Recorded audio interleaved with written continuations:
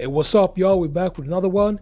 Let's check this clip out. Yes. So I heard an interesting story of how, and I just found this out because I'm doing research, right, of Thug's brother, Unfoonk, right? And they were saying how he got out and he kind of got like set up on, he left switch cars or something and they picked him right back up. Do you feel like he was set up?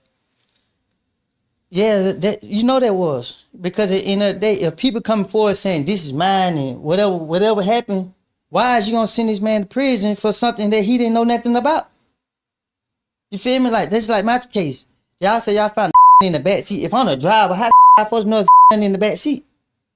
So they are dirty and it's a vendetta out. You feel me? Like it's get that boy. They after him. Well, I don't know. Yeah, absolutely. I got you. You know, when you're talking about situations like that, it is true. It's always been that way, that the government tries to make an example out of something, especially when you got elections that are coming forward, people trying to maintain their positions because they're doing the same that you're talking about, right? They're looking for the top spot.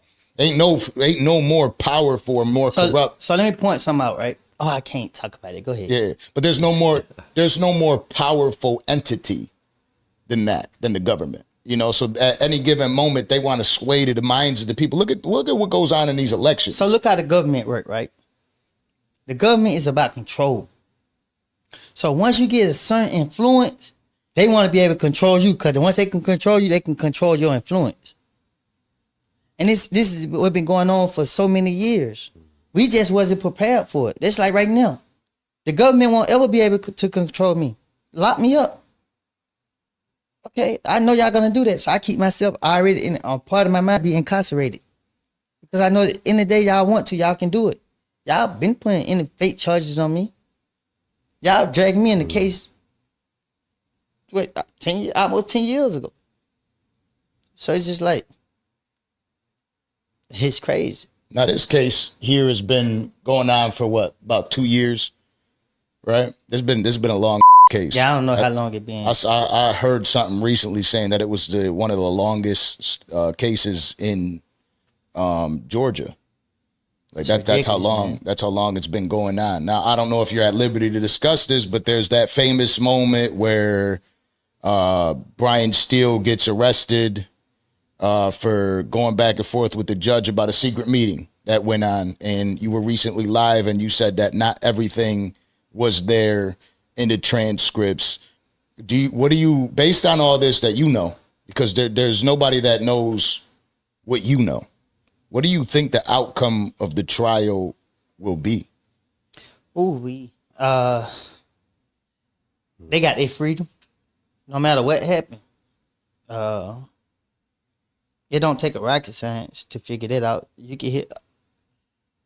I don't know. I don't tune in with the case. I don't know. I don't know what's happening. I just think that if people pray and go to God about it and put their situation in God's hand, they're gonna get the best outcome that God want them to have.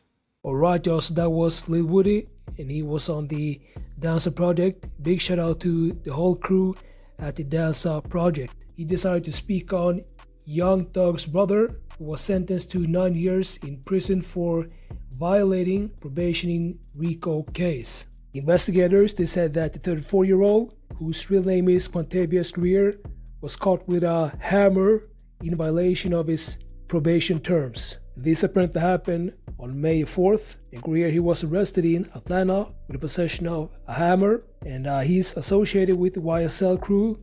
So this was not a good thing for him to do, and according to several news outlets, he was parked at a gas station with his car, a black Mercedes G-Wagon, with a group of people around him.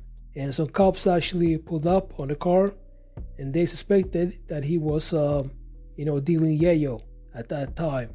So they decided to search his car.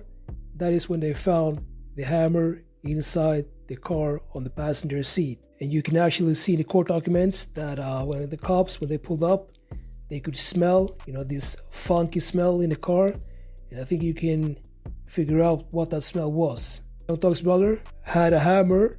You could see the hammer in plain view inside the vehicle. And one thing that is unfortunate for Young Thug's brother is that he was actually on probation and he had paid, money, a probation fee, and also had done some community service.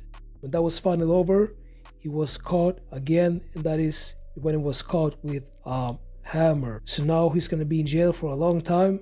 And Lil Woodie, he decided to speak on this, and he said that the government has something to do with this. I'm not sure exactly what he meant with this, because he's Young Thug's brother. He's the one who decided to have a hammer on him, which is illegal if you are convicted. So let me know what y'all think about this. Make sure to subscribe, and I'll see you in the next video.